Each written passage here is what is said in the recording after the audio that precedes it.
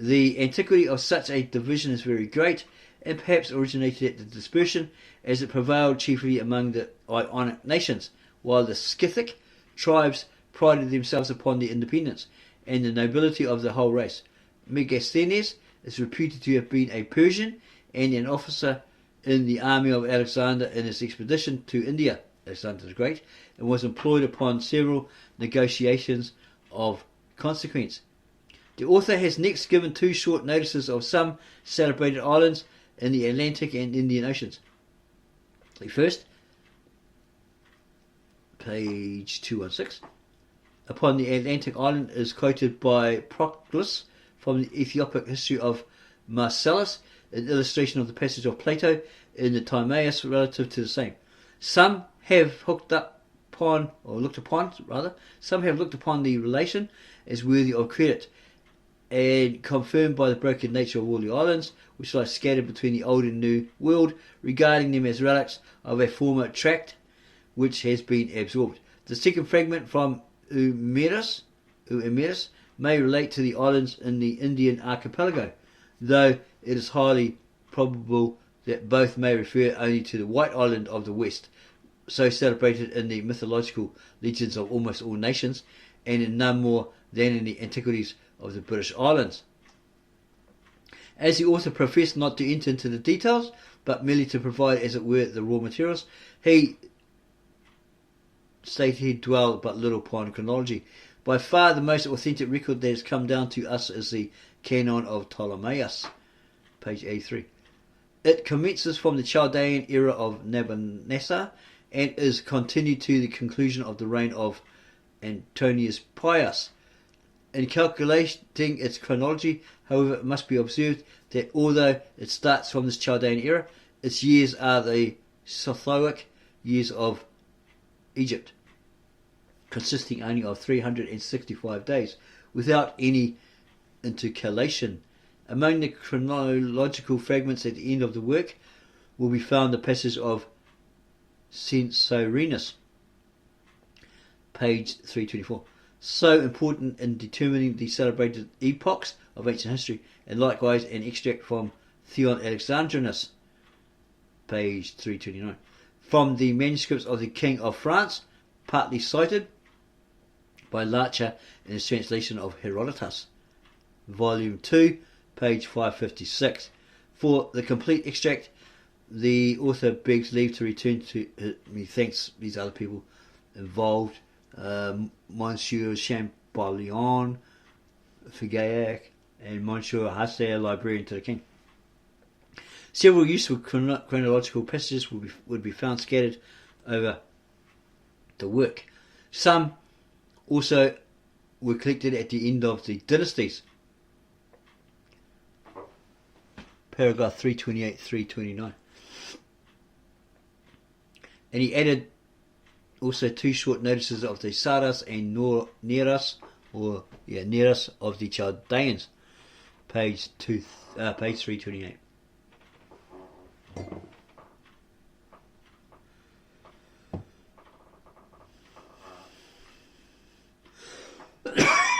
Oh, damn.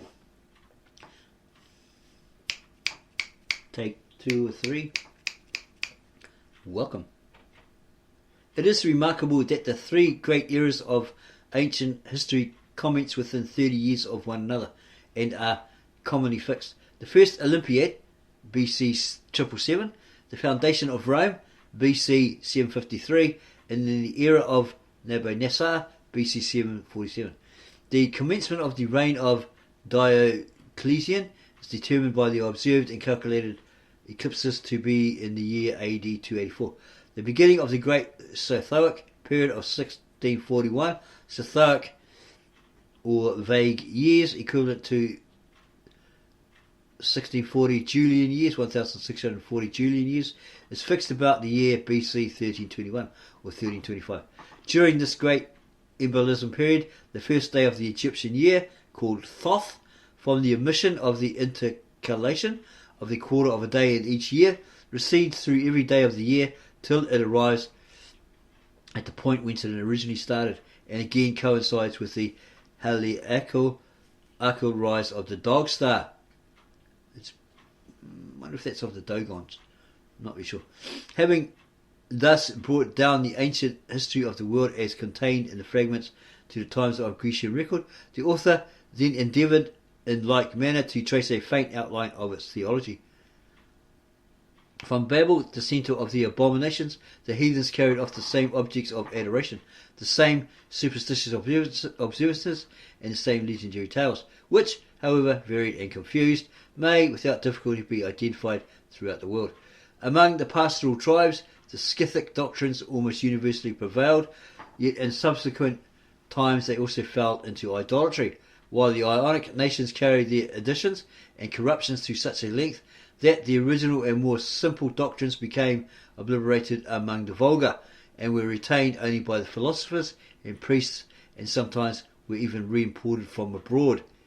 The more elaborate corruptions of Ionism appear to have prevailed originally in the Iranian territories only, and to have passed to India and to Egypt, to have spread themselves with civilization over Greece, and subsequently over the whole Roman world. By foreign conquest and other circumstances, the two systems were often amalgamated into one. The more elaborate and corrupted form of Ionism and idolatry would catch the attention of the casual observer as the religion of the land, while the deeper doctrines, which retained much of their primitive simplicity, were wrapped in mystery and communicated only to the initiated. A certain chosen few, the select, those initiated into that mystery religion, we're supposing.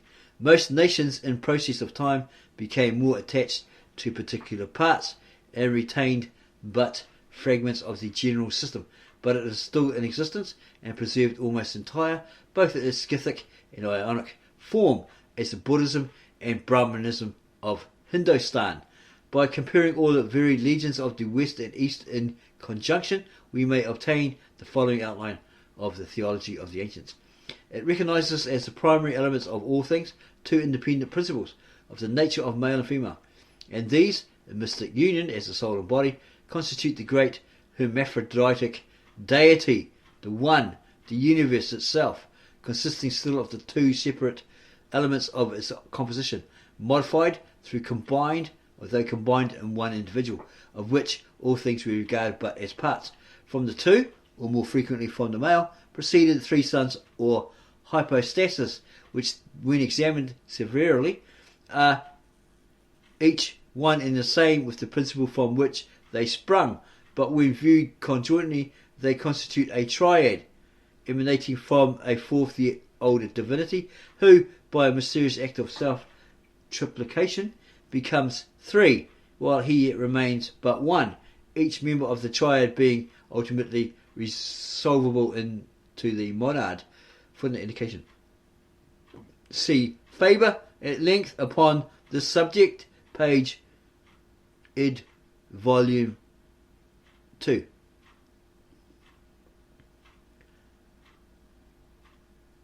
With this is connected the doctrine of a succession of similar worlds.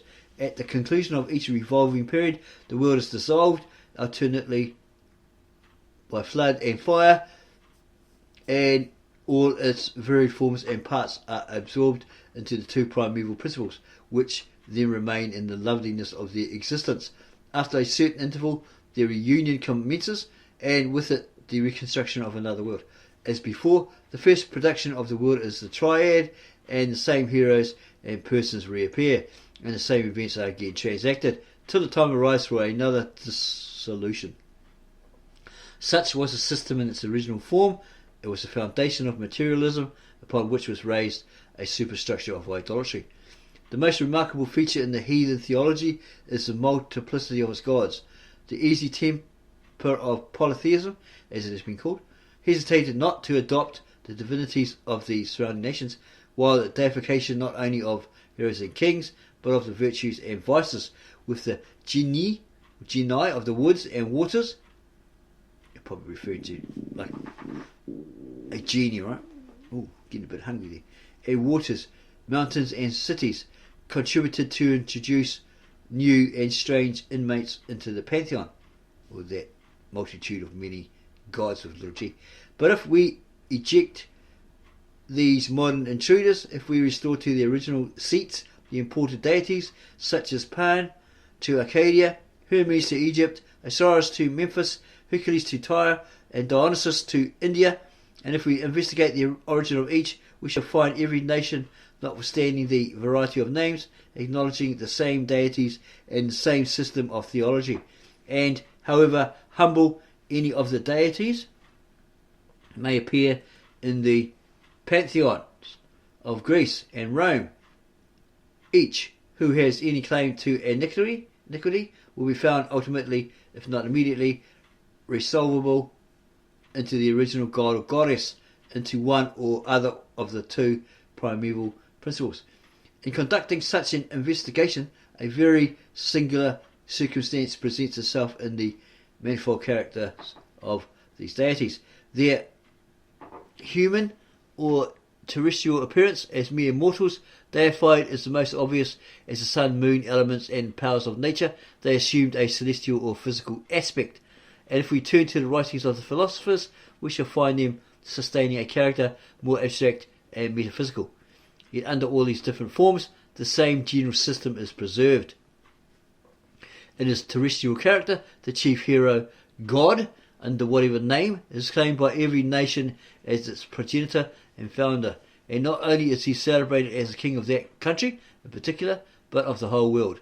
He is exposed to some alarming danger from the sea, or an evil principle or monster by which the sea is represented.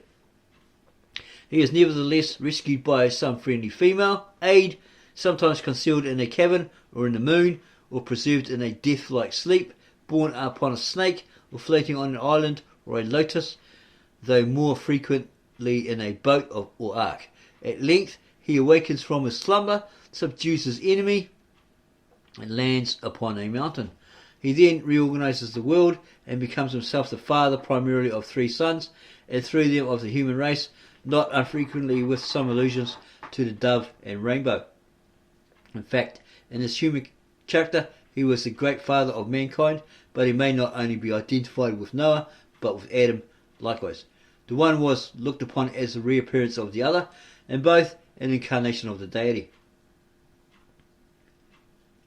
In his immediate celestial character, the god is universally held to be the sun, but the character of the great goddess is of a more complex description. As the companion of the man, she is the ark, which was regarded not only as his consort, but as daughter, as the work of his own hands, and his mother, from whose womb he again emerged as an infant to a second life, and his preserver during the catastrophe of the deluge or flood. As the companion of the sun, she is either the earth or moon. Not that the distinctions between the human and celestial characters are accurately maintained, for they are so strangely blended together that the adventures applicable to one are frequently and sometimes purposely misapplied to the other. Thus, whilst the man is said to have entered into, been concealed in, and have again issued from the ark, the moon and the earth, indifferently, the sun is fabled to have been plunged into the ocean, to have sailed upon a lotus, to have taken refuge in a floating island, and to have dwelt upon a sacred mountain left dry by the retiring flood. Footnote indicated. See Faber, page id. Okay. It has been often remarked that the theogonies and cosmogonies of the heathens were the same.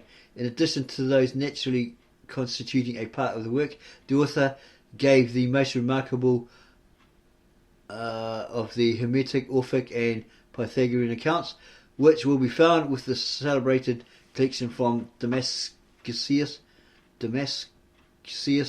under a separate head, page 238 and following.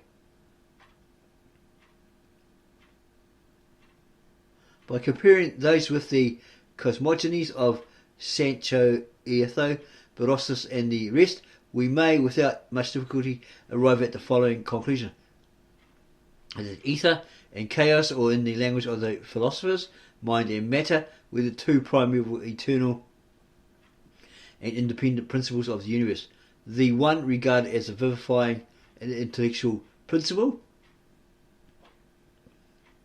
the other as a watery chaos, boundless and without form, both which continued for a time without motion.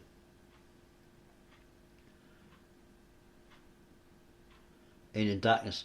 By a mystic union of the two was formed the great hermaphroditic deity, the one, the universal world, of which the chaotic matter presently became the body, and the ethereal intellectual principle, the soul. As soon as the union had commenced, from the ether sprung forth the triad, Phanes or Eros, a triple divinity, the most prominent character of which was light. He was the same with the soul of the world and the intelligible triad, so largely insisted upon by the Platonists. The gross chaotic elements of earth and water were formed into the terraqueous globe, while the disposing ether and the character of Phanes, under some three of the conditions of light, air, heat, fire, ether, flame, or spirit, composed a physical trinity concentrated in the sun, the soul, and ruler of the world. Or, according to the more refined speculations, it consisted of a trinity of mental powers, in which the understanding, reason, or intellect, the soul, passions, feelings, or affections, power, counsel, or will are variously combined. Viewed, therefore, either under a physical or metaphysical aspect, it is still a triad, subordinate to and emanating from the more ancient intellectual ether, and into which each person of the triad is again resolvable. See the inquiry at the end of this book. With respect to the physical triad, by comparing the heathen accounts with similar passages in the scriptures, though not decisive, yet so preponderating does the evidence appear to the author upon this point, that if the school of Hutchinson had not failed to establish their very elegant hypothesis as to the fact that the fire, light, and spirit or air were only three different conditions of one and the same ethereal fluid, appearing as fire at the orb of the sun, as light proceeding from it, and as spirit returning to it. The author should not have hesitated to subscribe to the opinion that such was the original trinity of the Gentiles, or the non-Jews, the foreigners, a triad, nevertheless, subordinate to a monad, which existed in the form of ether previously to its assuming such conditions. The metaphysical speculations of the ancients upon this subject can only be derived by analogical reasoning from contemplation of the microcosm of man. To point out the close analogy perceived in this particular between the metaphysical and physical system before explained, the author would observe that man is a being compounded of an intellectual and of a material substance, both of which were conceived by the ancients to have pre-existed before they became united in the compound individual animal, the man. When thus united, they appear to have conceived a triad of intellectual powers: the intellect, the affections, feelings, or emotions, and the will or power of action. But for further illustration of these matters, and for such proof as can be produced, the author had to refer to the disquisition at the end. Upon the subject, therefore, he could not agree with Mr. Faber in supposing that the Trinitarian speculations of the heathens originated in the coincidence of Adam and Noah being each the father of three sons. For of the three distinct analogical systems, the metaphysical of the mind with its faculties and matter, the physical of the ether with its conditions and the chaos, and the human of the patriarch with his three sons, and the universal mother, the ark or earth. The last analogy is not only the most imperfect, but according to all historical accounts, demonolatry was introduced subsequently to the worship of nature and the elements. From the widely dispersed traditions upon the subject, it is manifest that the circumstances of the creation and the deluge were well known to all mankind previously to the dispersion. And the writing of Moses give to the chosen people not so much a new revelation as a correct authenticated and inspired account of circumstances which had then become partially obscured by time and abused by superstition.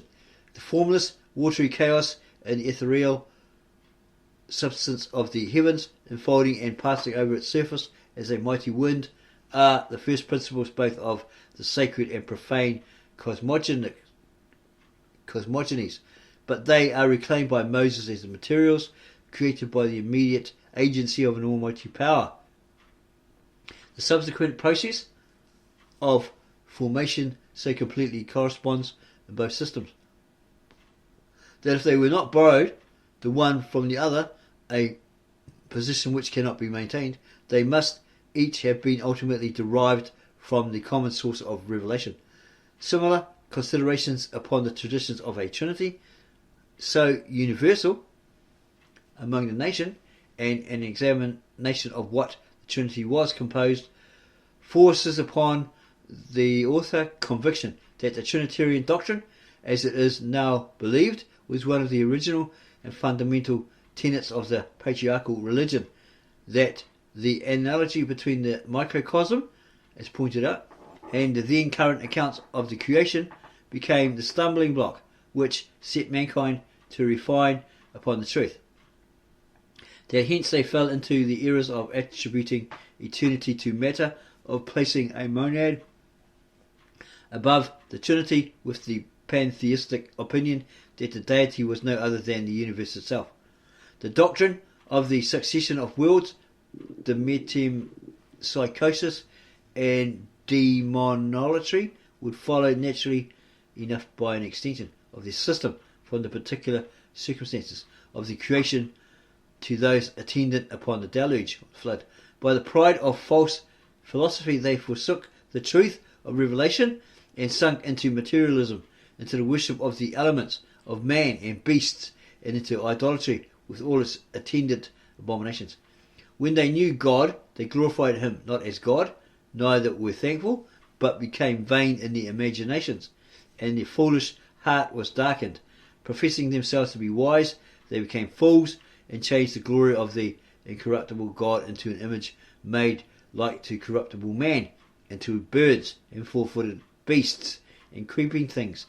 Wherefore God gave them up to uncleanness through the lusts of their own hearts. And footnote indication, compare that to the scripture, the Bible verse Romans 1:21. To reclaim a world so fallen, the great manifestations of the Almighty from time to time have taken place, not only at the most civilized as well as celebrated periods of history, but upon the spots then best calculated for the general dissemination of truth among the heathens. The geographical situation of Palestine, chosen it may be for the seat of the universal empire, is that most remarkable upon earth for the facility of communication which it affords with every quarter of the globe.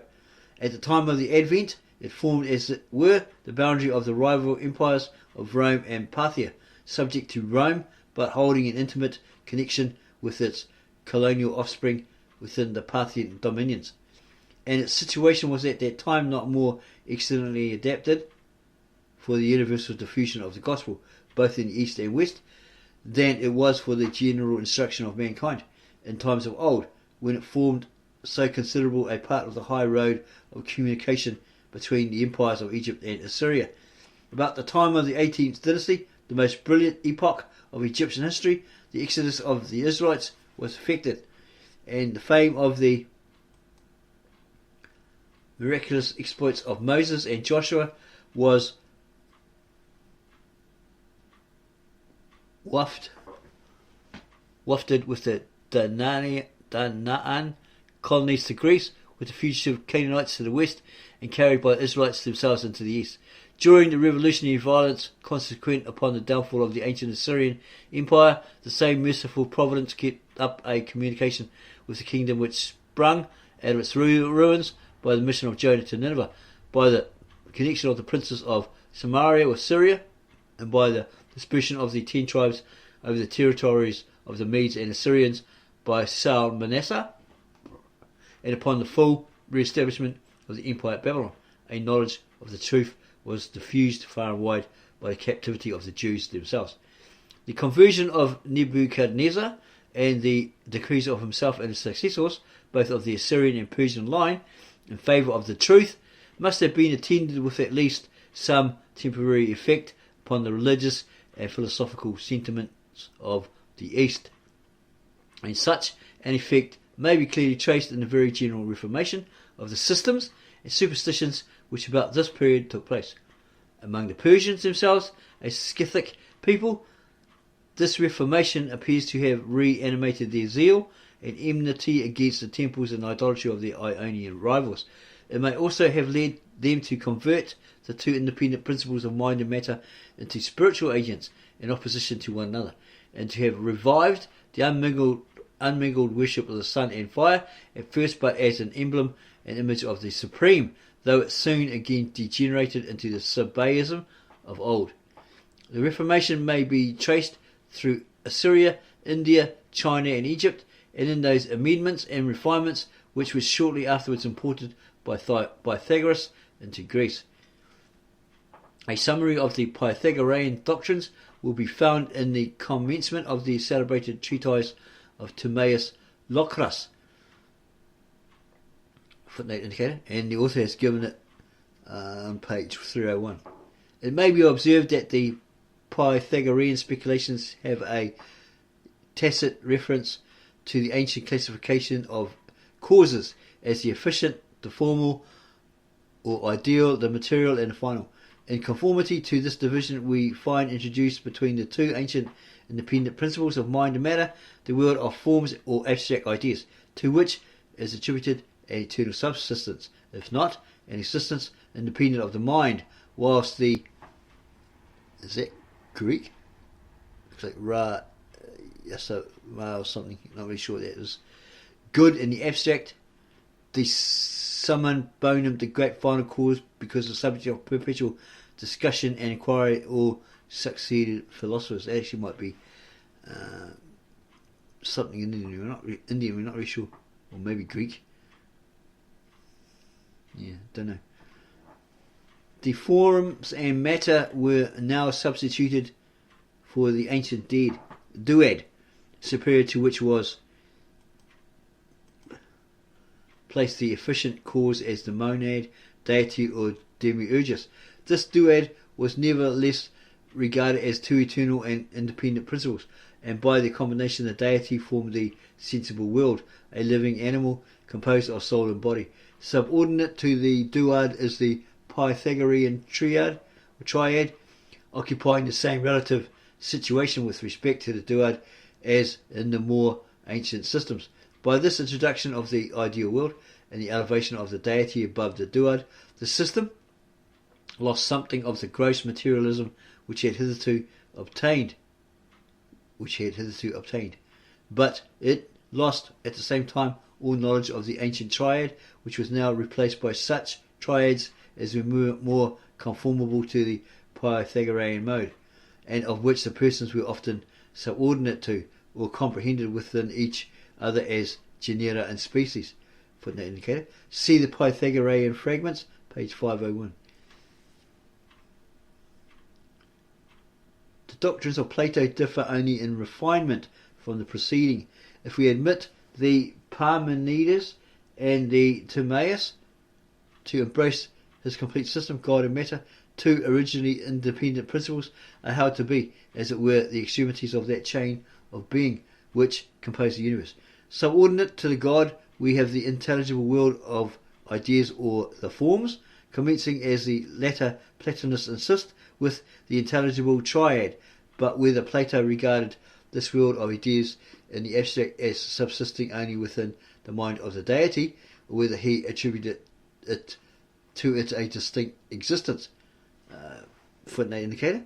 And down below here it says existence, according to the ancients, implies essence, whereas the ideal world was deemed superessential, but the author was compelled to use the words to make himself understood, for the English language has not been sufficiently accommodated to these metaphysical subtleties of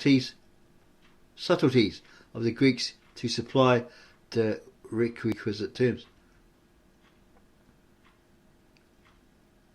Okay, so whether he attributed it to a distinct existence without the mind comprehending different orders of divine superessential beings may well be questioned. When the deity or demiurgus thought proper to compose the world, he looked to this ideal world as the exemplar, in whose likeness he constructed his new work.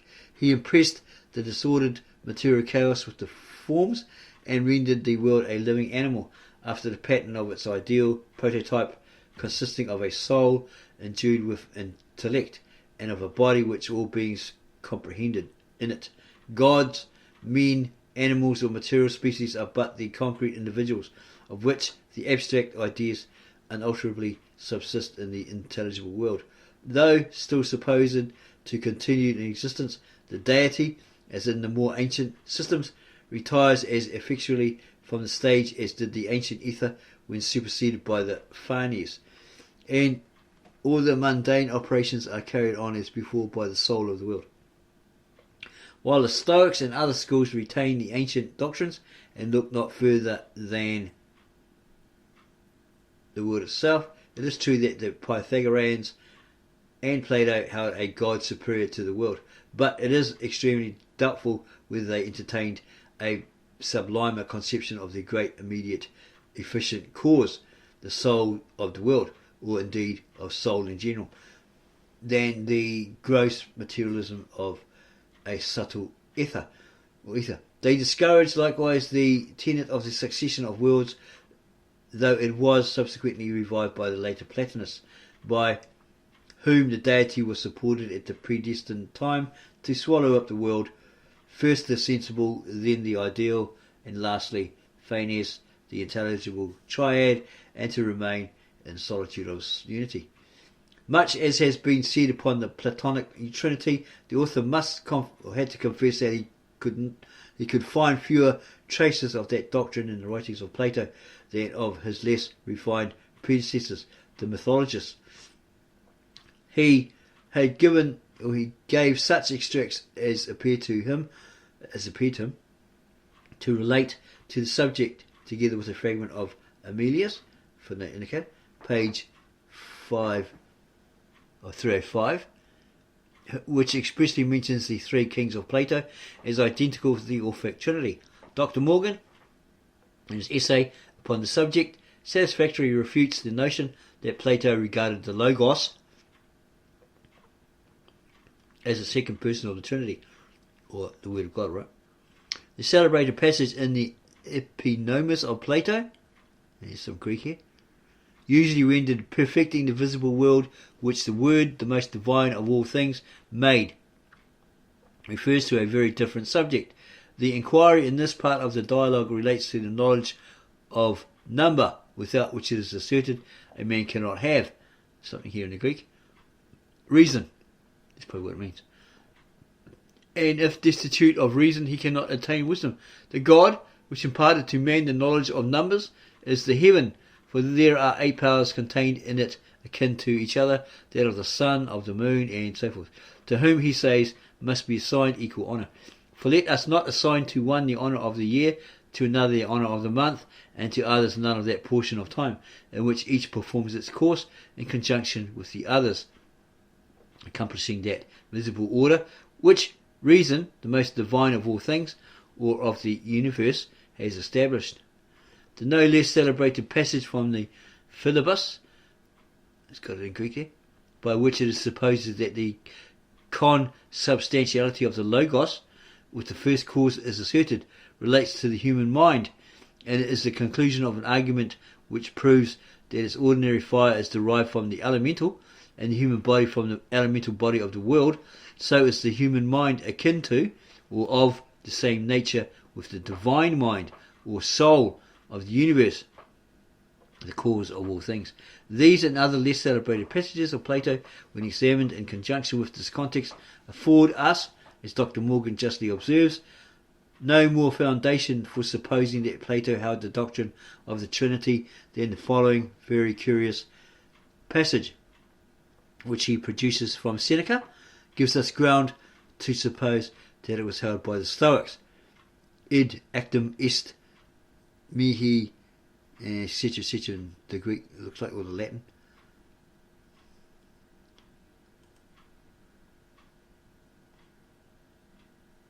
And it carries on. To the observation from Dr. Morgan's work, the author may venture to add that the word logos, as used by St. John and Plato, has two very distinct significations. By the latter, reason in general is implied, whereas St. John uses it as a translation of the Hebrew dbr, the word signifying also a thing or person revealed, and if at all in the sense of reason, which may be implied from the commentaries of the fathers, not for reason in general, but for the particular faculty so called. So what he's saying there is that manifestation, something that wasn't revealed, then it was suddenly revealed, i.e. the Son of God, or God incarnate in the flesh. In the ancient Galilean Aramaic, the Aramaic, Tav Eshet Ishar Atika Sapre, the Mota, or that manifestation of God, that revealing of God, of which God was the embodiment of that manifestation.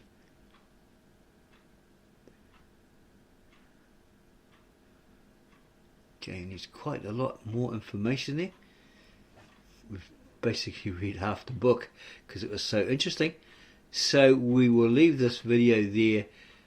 We end this video here temporarily. We can leave the link to this book below this video. You don't have to sign up for anything or pay anything to get this book, possibly download it and read it. We do suggest that if you do download this book from this particular website, any other book for that matter, ebook, PDF, use a if you're using Firefox, use an add-on called Malware AI, and it'll scan it for you before, well, as you download it, or before it gets downloaded. Better to be safe than sorry. You could also probably re-upload it and scan it through Jotty's malware scanner online, and the other one's available. Again, best to be safe than sorry. Okay, so there's lots more here to read about, so you can read that in your own time, at your own leisure, at your own pace. Okay.